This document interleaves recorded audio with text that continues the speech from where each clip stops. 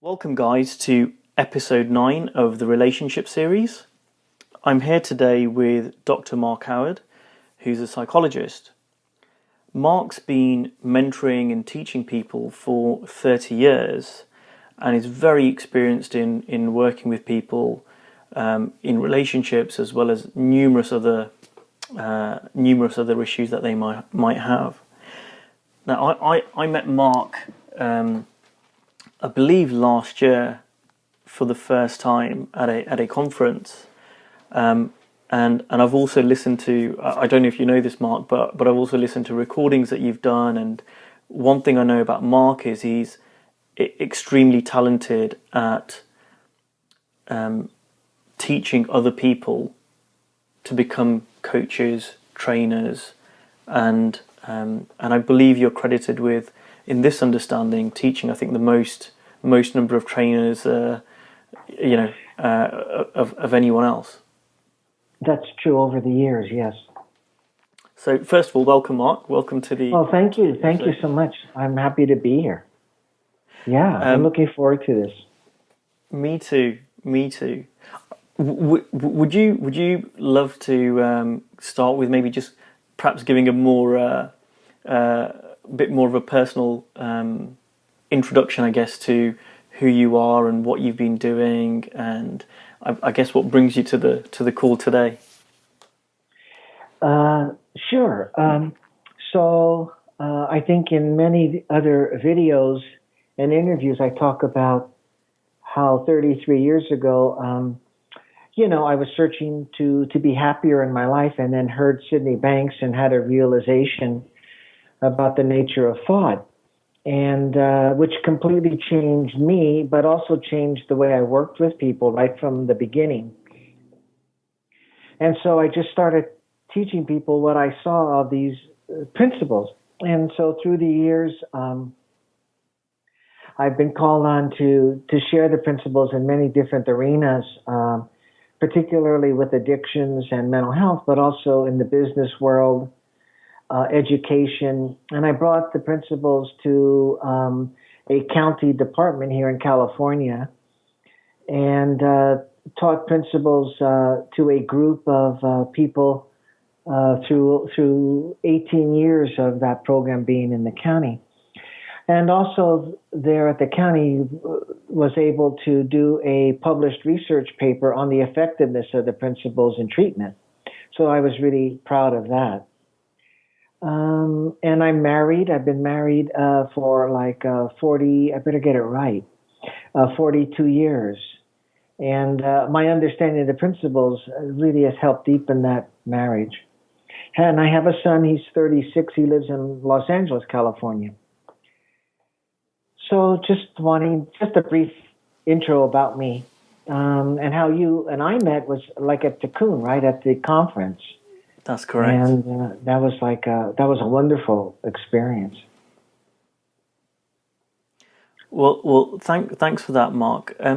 For those people who might be new to this understanding, could you, and I guess we could spend the rest of the call on this, but could you give an overview for people of what you see are the principles as you describe them, and what you use to help people in businesses with mental health issues, with addictions, and also with their relationships?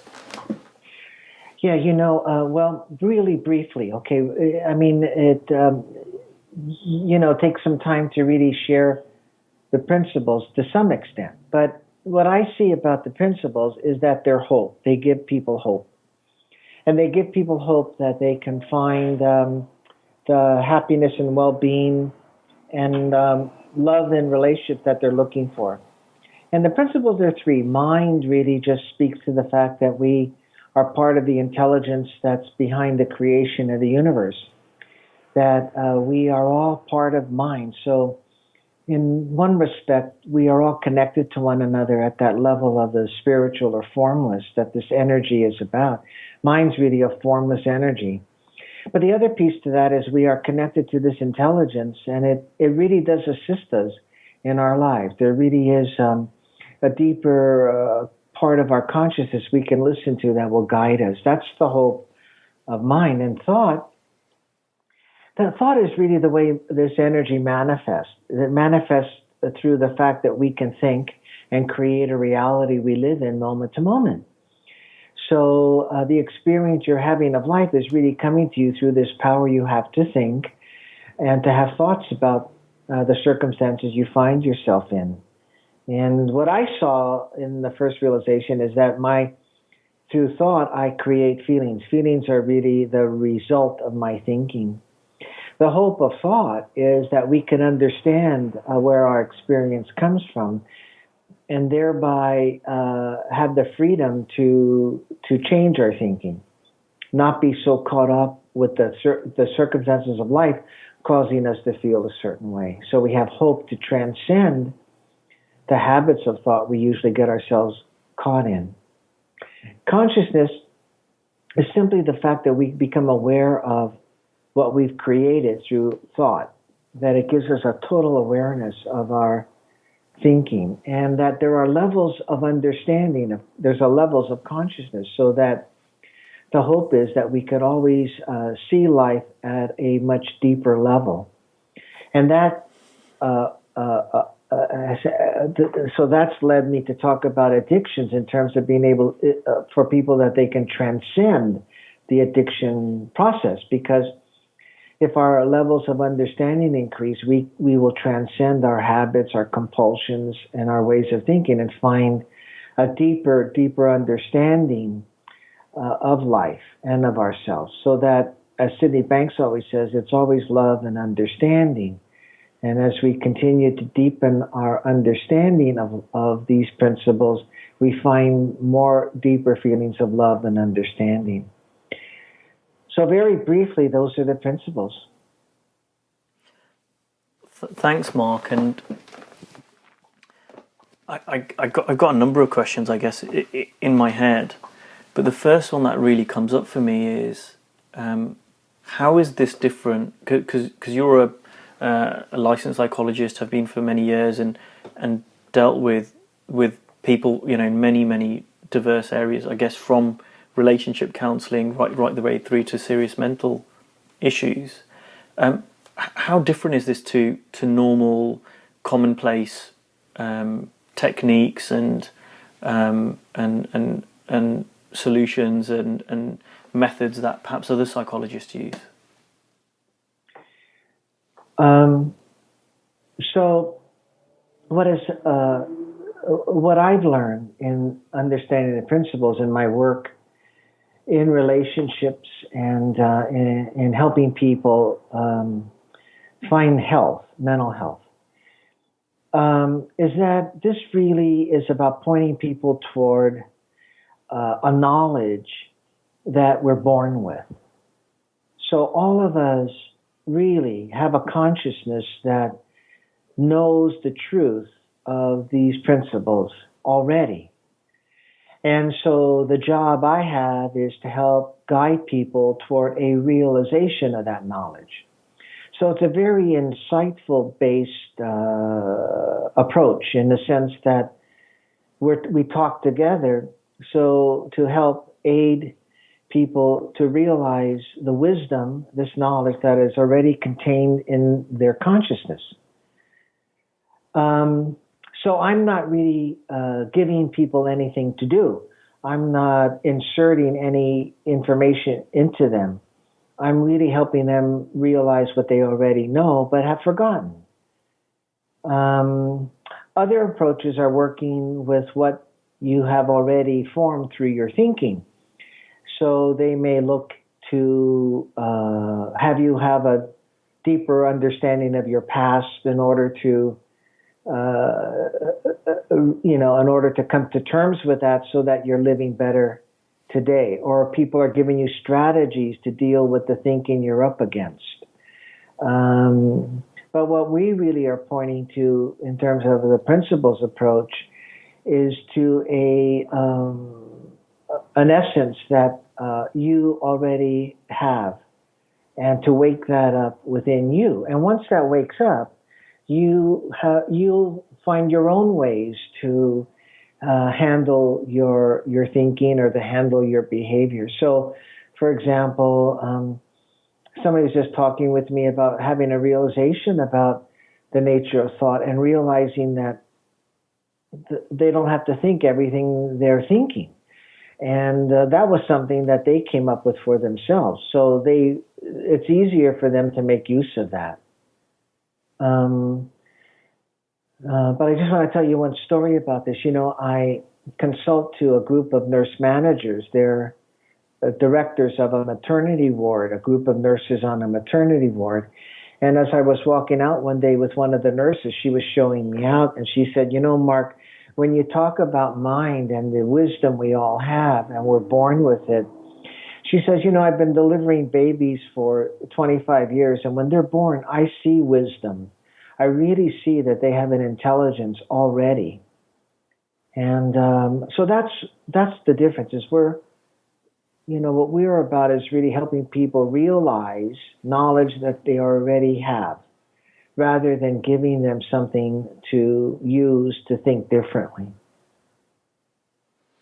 Yeah. Does that help? Yeah, I love that. And I guess what comes up for me is that babies don't need any relationship advice. Babies know how to relate from the day they're born, and it's only, I guess, as we get adults and get older that that seems to change. Yeah, if you really connect, you could see that as babies develop, you could just see how easily they're in the feeling of love and understanding. And, people say sometimes you look into the eyes of babies and you really just see a depth. And then, as Sydney Banks talks about, we just innocently start to get taught to think in ways that move us away from that. It's part of the game of life. It's part of just having an understanding for. So what helps me with that is that, fear, anger, worry, all those kinds of things are just things we've learned to develop. We've learned to think that way about life, and they become a reality we live in. They look like the truth. But when you look at babies, or I remember I have a great niece, my niece's baby. When she was like 2 years old, we were just kind of sitting together, and we just had a moment where there was just this deep feeling of love. It's just kind of they're uncontaminated. So they do know how to connect with people pretty easily, It's not something they do, they just are. For people who might not know, you referenced Sydney Banks a couple of times.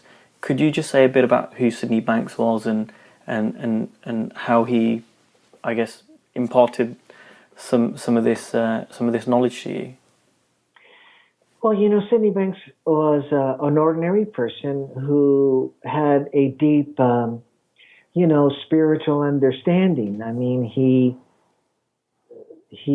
had a deep of what we call, when I point to these realizations, he just had a deep realization about the nature of life, about the spiritual nature of life, and he started to talk about it, and a few psychologists went up to hear him, and they heard a truth there, and then they brought him. Luckily, they brought him to speak in the city where I live, in San Francisco, California. So I was lucky in that that's where he did some of his first talks. And I went to hear him, and so, but he's responsible for bringing this into where it is now. I mean, it's really his vision that people are trying to convey. And I mean, he sees it at a very, very high spiritual level. But listening to him through the years, he's no longer alive, but listening to him through the years has waken up a number of realizations for me and the people who have listened to him. And there are recordings and video programs out and books out, and I always encourage people to really go read him or listen to him if you want to really get more of an understanding of the principles. He's just a simple man, and that's one of the things for me that really told me that there was something here to listen to him, because he took no credit for it. And as a psychologist, I was trained in many, many different approaches, and everybody who had an approach took credit for it, and you had to learn their ideas, right? To be validated in their approach. But when I went to hear Sidney Banks, he said it had nothing to do with him, that we had it already. And that sold me that there's something here. It just so happens that, and he doesn't know why either, he just got this beautiful, he was just blessed to see something very, very deep about the nature of life and about the nature of us. Is that helping? Yeah, no, Did that's that make sense? Very helpful. Thank you. Thank you. A question I've got is, some people might be asking, how does spirituality relate to psychology? Because I don't see that elsewhere a lot, but it appears that this is, I guess, one area where spirituality seems to be meeting psychology. Well, I think that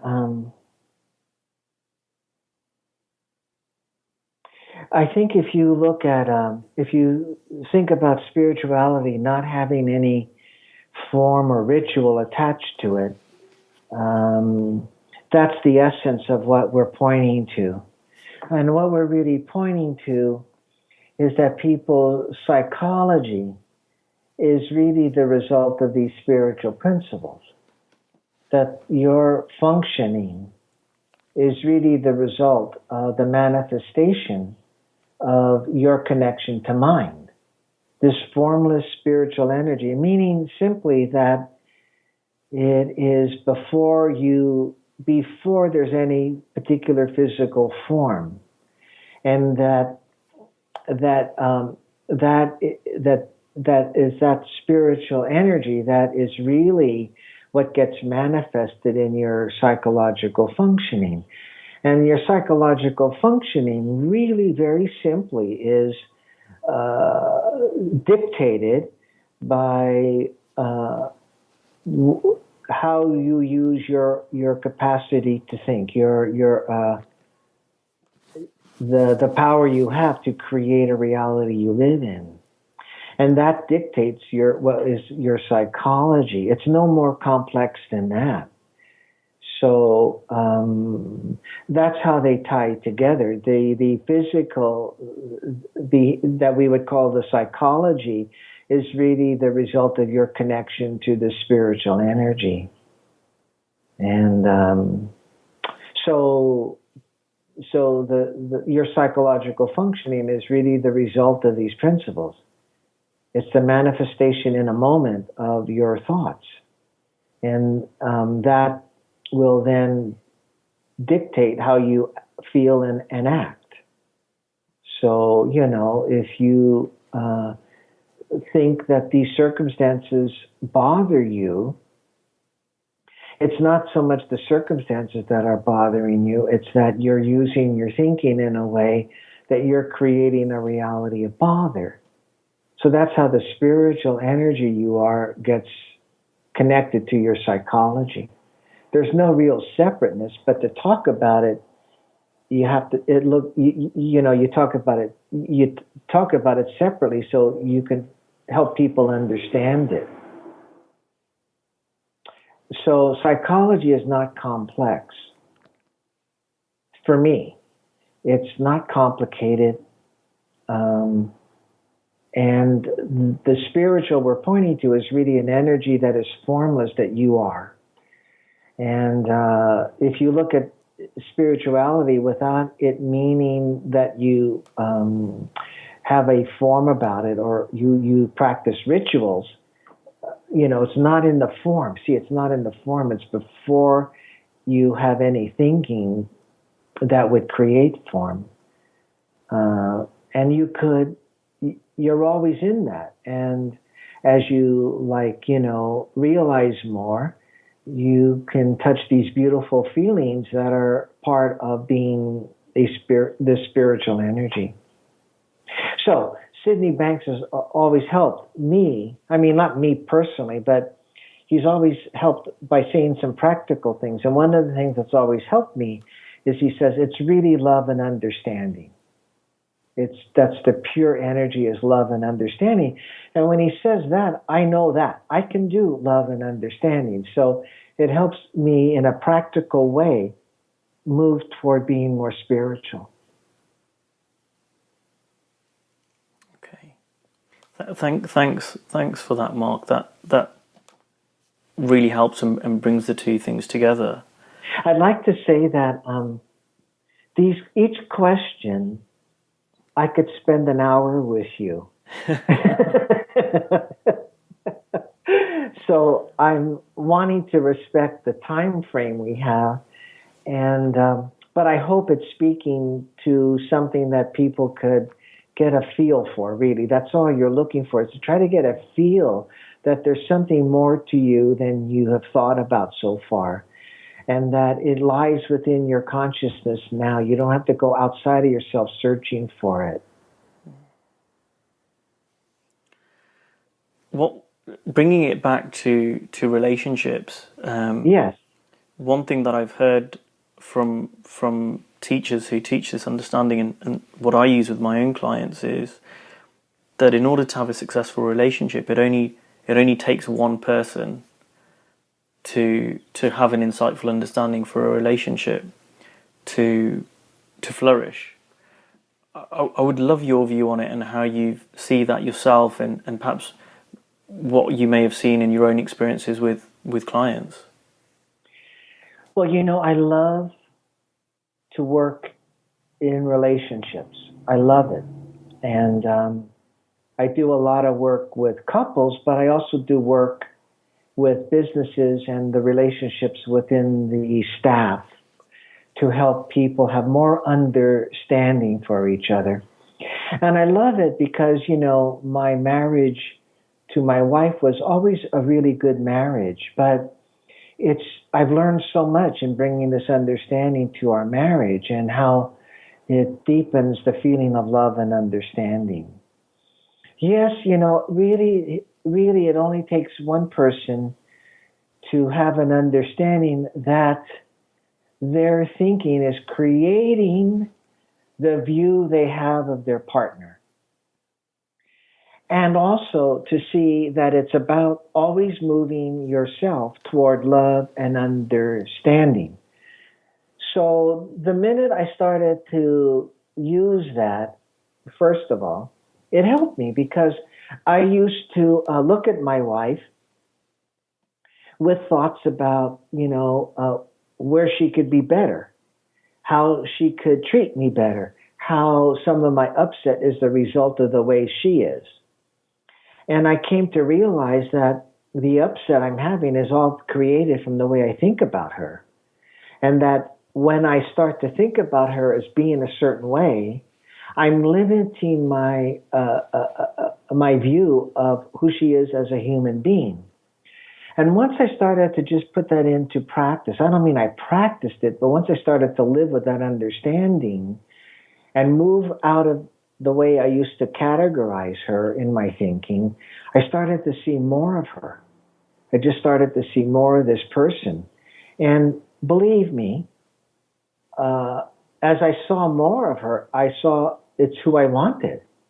Like before, when I used to look at her through my own thinking, my categorizations of her, my pros and cons of her, I thought she was missing some of the things I wanted. But when I looked outside of that view, I started to see she's who I wanted. It's just beautiful what I started to see. I didn't know this person, and I didn't know that the rest of your life with someone, it's always about seeing more of them. It never ends.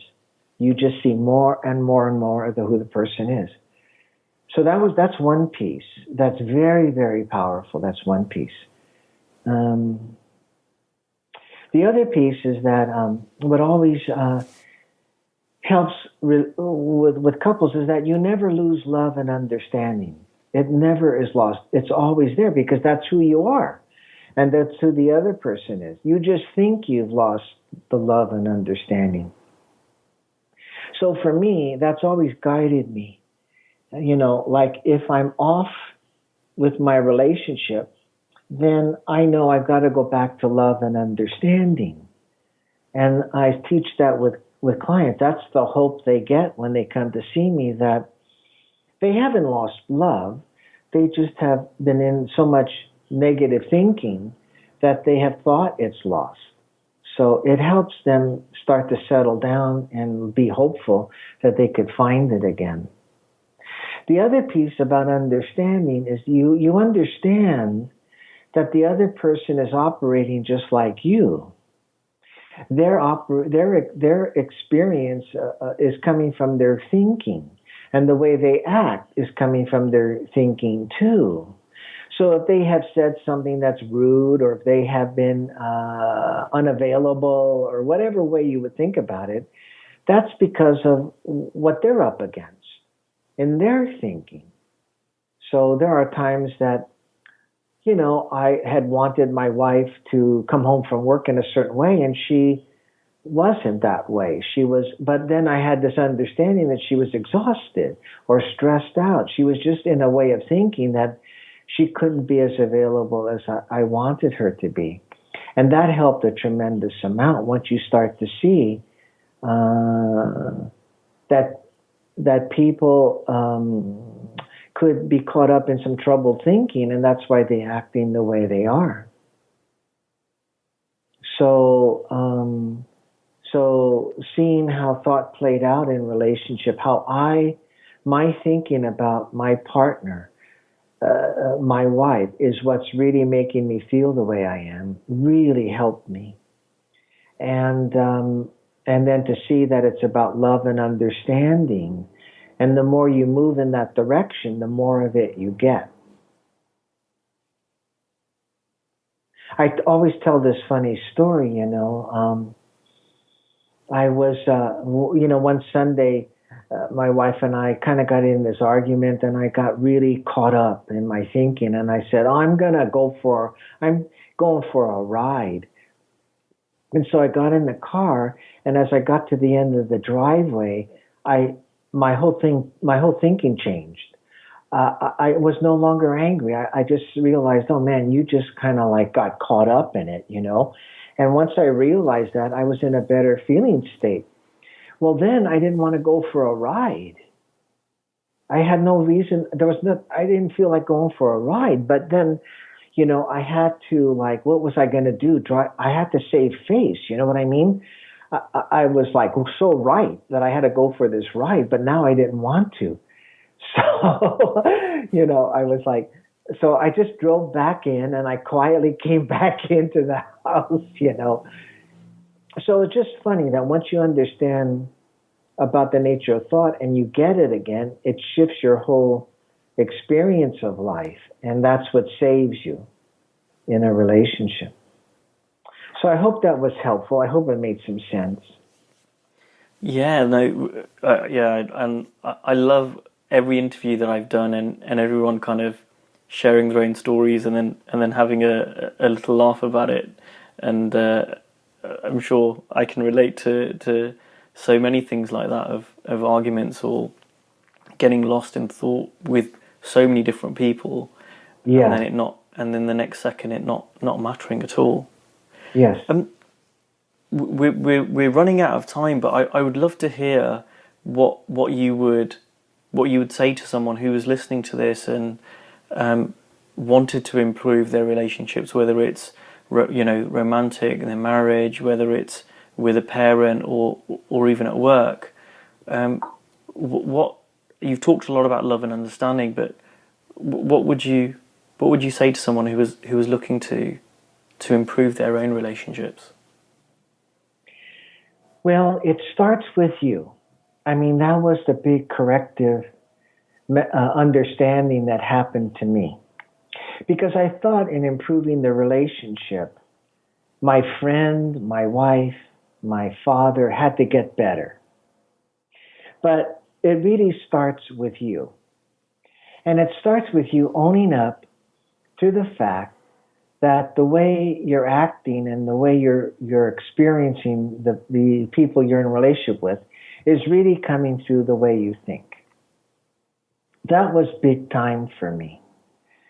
The other thing that helped me was to really start to look at people beyond the way they're acting. And that was big. It even helped me at the grocery store or when I'm buying, dealing with a clerk at a store where I'm shopping for clothes. Everybody is really operating from the level of their thinking. And when people are stressed out or having a tough day in their head or worried or whatever it is, and even worse than that in their thinking, they're going to act negative. And what helped me is to see beyond that action to what was going on in them. And once I had that understanding for people, my heart went out to them. Whereas before, I would look at the behavior and then judge it. Or I would look at the behavior and think about it. Now I look beyond the behavior to where it's really coming from. And when people are in trouble thinking, they can't do anything other than what they're doing. They can't do better. And they may do something that hurts your feelings, or they may do something that is upsetting. But really, looking beyond that behavior to where it's coming from helped me a great deal. So those two things, I think I would ask people to reflect on. And just take a look at that. Just keep an eye on that. Great. Well, we've pretty much run out of time. So okay. Thank you so much, Mark. If people wanted to get in contact with you, they wanted to learn a little bit more about what you do, how might they do that? There's two ways. They could email me at Dr. Mark Howard, Dr. like the abbreviation, Dr. Mark Howard at Comcast, COMCAST, Comcast.net. And then my website has a lot available to people. And that website is www.3principlesinstitute.org. And there's a section where you can download teleseminars I give for free or sign up for my teleseminars. So you write out 3, THREE, 3principlesinstitute.org. And there's a lot of info on that website. Fantastic. People can get hold of me as usual via Facebook, which is facebook.com/UncusJane Ltd, via my website at uncusjane.co.uk, and on Twitter, which is at UncusKJane. Thanks a lot, Mark, and for everyone else, I'll speak to you next time. Thank you.